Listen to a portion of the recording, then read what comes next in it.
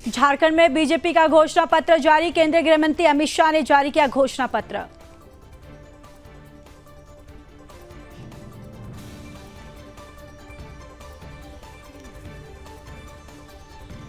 घोषणा पत्र में बीजेपी ने किया वादा, झारखंड की माताओं बहनों को गोगो दीदी योजना के माध्यम से प्रतिमाह 11 तारीखों को 2100 रुपये देगी।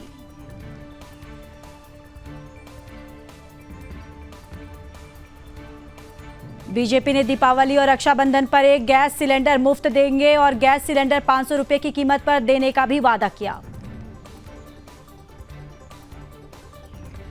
अमित शाह बोले 5 वर्ष के भीतर झारखंड के युवाओं के लिए 5 लाख रोजगार के अवसरों का सृजन करेंगे।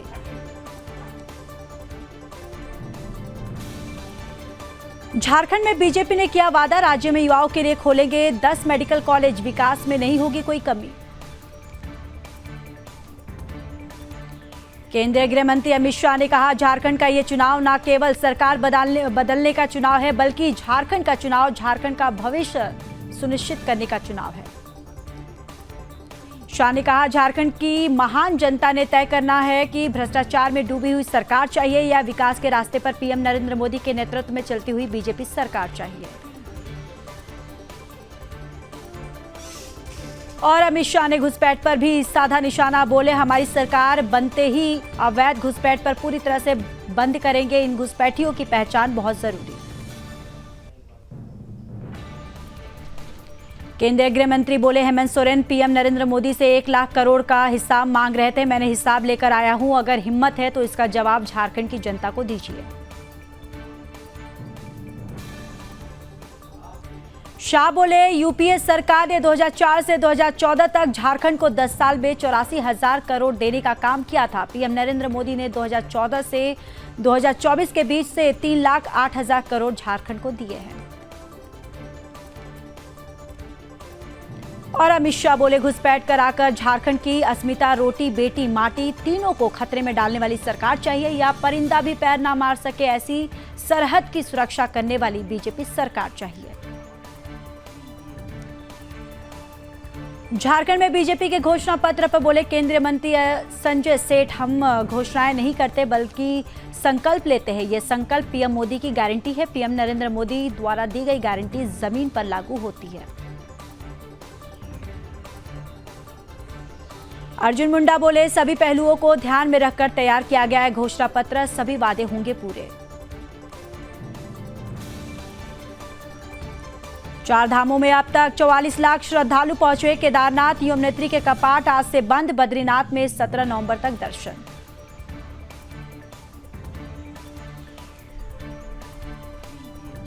मुंबई पुलिस कंट्रोल रूम को आया धमकी भरा फोन, कहा अगर सीएम योगी ने 10 दिन में इस्तीफा नहीं दिया तो बाबा सिद्दीकी जैसा हाल होगा। धमकी मिलने के बाद अलर्ट मोड पर यूपी और मुंबई पुलिस, धमकी देने वाले की तलाश जारी।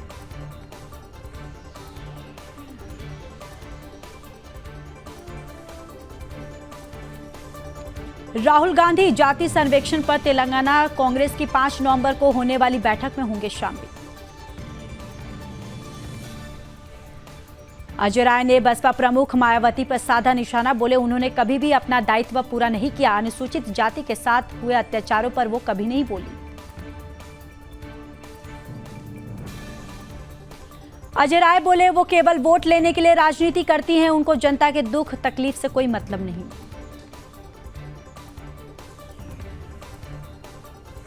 कुमारी सैलजा को बड़ी जिम्मेदारी देने की तैयारी, कांग्रेस में संगठन महासचिव बन सकती हैं। केसी वेणुगोपाल की जगह लेने की चर्चा।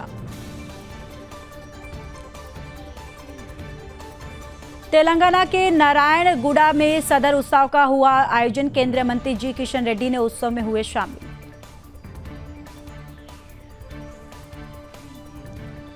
उत्सव के महत्व पर बोले केंद्रीय मंत्री, वाले समय में सभी खुश रहें, अच्छे दूध मिले, अच्छे परिवार, बारिश और घास आए, इसलिए मनाते हैं सदर उत्सव। 65वें स्थापना दिवस के अवसर पर आईआईटी कानपुर पहुंचे Rajnath Singh. Defence startup showcase को किया संबोधित।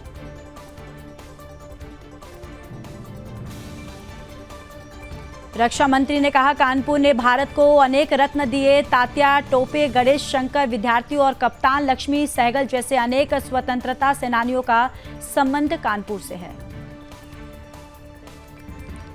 और सत शर्मा को जम्मू कश्मीर का बीजेपी अध्यक्ष नियुक्त किया गया। रविंद्र रैना को पार्टी का राष्ट्रीय कार्यकारिणी सदस्य नियुक्त किया गया।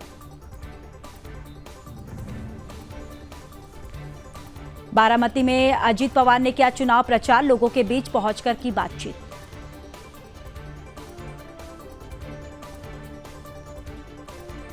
छठ पूजा की तैयारियां जोरों पर, वाराणसी के वरुणा नदी घाटों की हो रही है सफाई।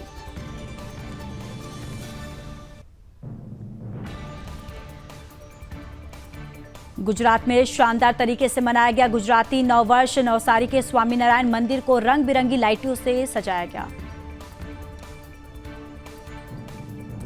शिवराज सिंह चौहान ने रांची में डॉक्टर श्यामा प्रसाद मुखर्जी की प्रतिमा पर माल्यार्पण और पौधारोपण किया।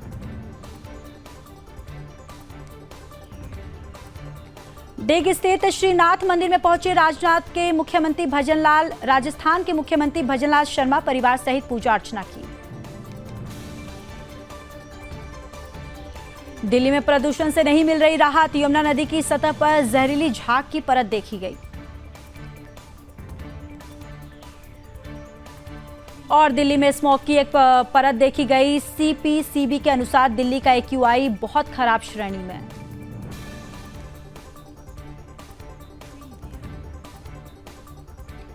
दिल्ली में एक्यूआई 500 पार, 12 घंटे में बहुत खराब से खतरनाक कैटेगरी में पहुंचा। प्रदूषण का लेवल WHO के मानक से 65 गुना ज्यादा। महाराष्ट्र में भी बढ़ रहा प्रदूषण। मुंबई में वायु गुणवत्ता खराब होने से मरीन ड्राइव के पास के इलाके में धुंध की परत देखी गई। तापमान में गिरावट के कारण अयोध्या में कोहरा छाया रहा।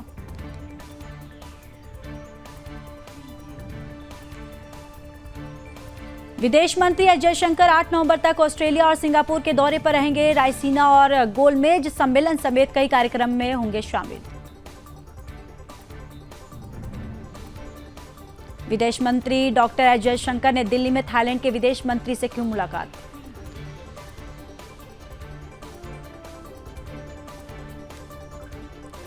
कश्मीर में 36 घंटे में 3 एनकाउंटर। श्रीनगर में उस घर को उड़ाया जहां आतंकी छुपे हुए थे। 4 जवान घायल, 3 आतंकी ढेर।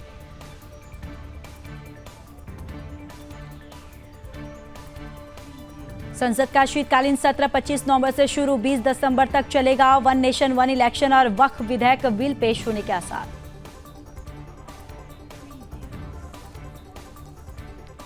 सूर्या ने कहा, चुनाव से पहले चांद देने का वादा करने और सत्ता में आने के बाद कुछ भी नहीं देने का कांग्रेस पार्टी का आर्थिक मॉडल राज्य दर राज्य बार बार दोहराया जा रहा है। छत्तीसगढ़ के मुख्यमंत्री विष्णुदेव साय ने बस्तर ओलंपिक के शुभारंभ और लोगों का अनावरण किया।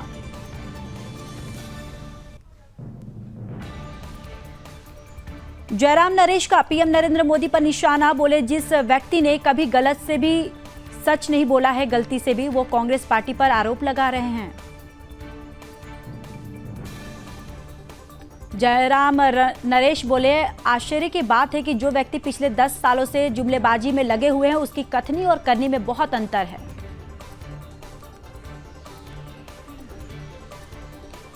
सुधांशु त्रिवेदी ने कांग्रेस पर किया पलटवार। बोल, कांग्रेस पार्टी के अध्यक्ष के मुंह से जो निकला है वो दिखाता है कि अगर सत्ता जनता के लिए संपत्ति और समृद्धि बननी चाहिए तो उनके हाथ में आकर वो विपत्ति बन जाती है। सुधांशु बोले, पीएम नरेंद्र मोदी के नेतृत्व में हुआ जन कल्याण। विलासिता की वस्तुओं पर टैक्स बढ़ाया, जरूरतमंद जनता को मुफ्त अनाज दिया गया। बीजेपी नेता ने कहा, कांग्रेस पार्टी और विपक्षी दलों के दिमाग इतने खाली होते हैं कि सत्ता में आने पर खजाना खाली कर देते हैं। इसके बावजूद जनता को वांछित सुविधा नहीं दे पाते। असम के सीएम हिमंत बिस्वा शर्मा ने कांग्रेस पर साधा निशाना। बोले, प्रधानमंत्री नरेंद्र मोदी के खिलाफ जो लोग जितना बोले उतना ही लोगों में प्रधानमंत्री के लिए प्यार और सम्मान बढ़ जाता है। शर्मा ने कहा, पीएम नरेंद्र मोदी पर हमले करने के बाद विपक्ष का हमेशा नुकसान हुआ है, उनका जो भी बचाव है वो भी खत्म हो गया। मेरा निवेदन होगा कि पीएम नरेंद्र मोदी की आलोचना ना करें। खड़गे के बयान पर बोले शर्मा, कांग्रेस जो घोषणा करती है वो बजट और राज्य का राजस्व देखे बिना करती है। हिमाचल आज इससे गुजर रहा है। शिवराज सिंह चौहान ने सोरेन सरकार पर लगाए भ्रष्टाचार के आरोप। कहा, हेमंत सोरेन और जेएमएम सरकार ने मनरेगा जल जीवन मिशन के लिए आवंटित धन में भ्रष्टाचार किया। बडगाम में हुए आतंकी हमले पर बोले फारूक अब्दुल्ला। कहा, मजदूरों पर हुए आतंकी हमले की जांच होनी चाहिए, कैसे यहां सरकार बन गई और ये हो रहा है। फारूक बोले, मुझे तो शक है कि यहाँ वो लोग तो नहीं कर रहे हैं जो इस सरकार को अस्थिर करने की कोशिश कर रहे हैं। ये पहले क्यों नहीं हो रहा था। फारूक अब्दुल्ला के बयान पर बोले बीजेपी नेता कविंद्र गुप्ता, एक जिम्मेदार व्यक्ति को इस तरह की बयानबाजी नहीं करनी चाहिए। एजेंसियों के काम के कारण जम्मू कश्मीर में शांति व्यवस्था बनी हुई है।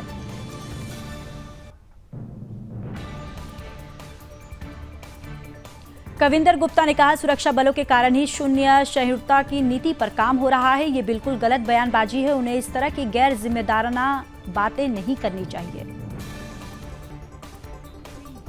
बडगाम आतंकी हमले पर बोले रक्षा मंत्री राजनाथ सिंह। कहा, प्रश्न सुरक्षा चूक का नहीं है। आप जानते हैं कि पहले कितनी आतंकवादी वारदातें होती थी, अब पहले की तुलना में बहुत ही कम हुई है। रक्षा मंत्री बोले, हमारे सुरक्षा बल पूरी तरह से सजग है और जल्द ही आतंकवादी वारदातें समाप्त हो जाएंगी और जम्मू कश्मीर का तेजी से विकास होगा। जो भी घटनाएं हुई है वो निश्चित रूप से दुर्भाग्यपूर्ण है। फारूक अब्दुल्ला के बयान पर बोले बीजेपी नेता अल्ताफ ठाकुर, उमर और फारूक दोनों जानते हैं कि यहां अगर कोई आतंकवादियों को भेजता है तो वो पाकिस्तान भेजता है। असदुद्दीन ओवैसी ने किया फारूक के बयान का समर्थन। बोले, कानून व्यवस्था की जिम्मेदारी उपराज्यपाल के पास है। अगर वो वहां आतंकी हमले हो रहे हैं तो बीजेपी को जिम्मेदारी लेनी चाहिए।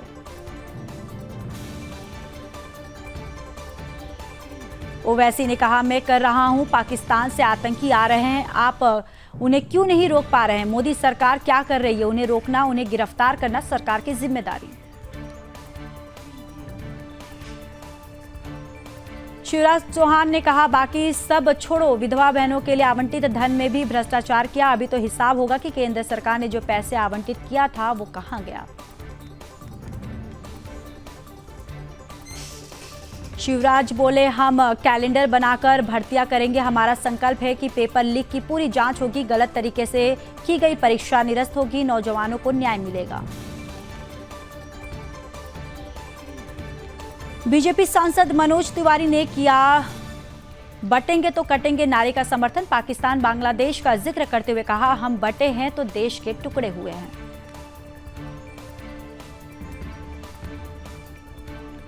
और डिप्टी सीएम केशव प्रसाद मौर्य ने एक्स पर किया पोस्ट। लिखा, अखिलेश यादव का पीडीए असल में एक छलावा है। ये पिछड़ा दलित अल्पसंख्यकों का नहीं है। पीडीए परिवारवाद, दंगाई अपराधी का गठबंधन है।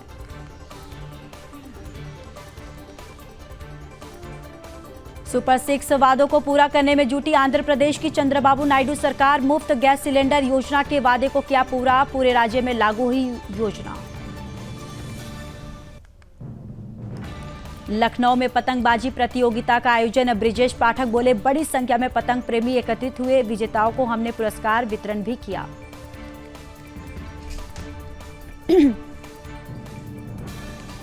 रायबरेली में फौजी की चौकी के अंदर पिटाई का मामला। संगठन के रिटायर्ड फौजी और अन्य लोग पुलिस अधीक्षक कार्यालय पहुंचकर कार्रवाई की मांग की।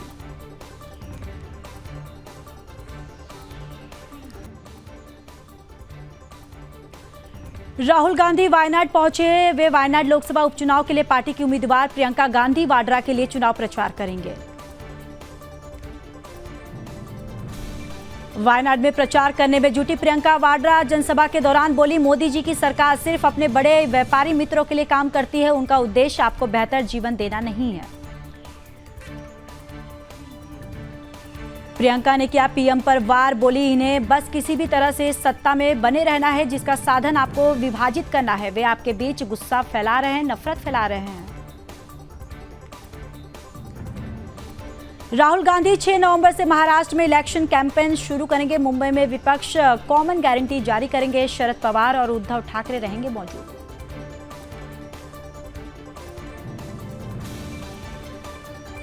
शिवराज सिंह चौहान झारखंड की सोरेन सरकार पर साधा निशाना, बोले जेएमएम और कांग्रेस की सरकार के रहते हुए झारखंड की जनता सुखी नहीं रह सकती। यहां कुशासन और भ्रष्टाचार का घोर अंधकार है।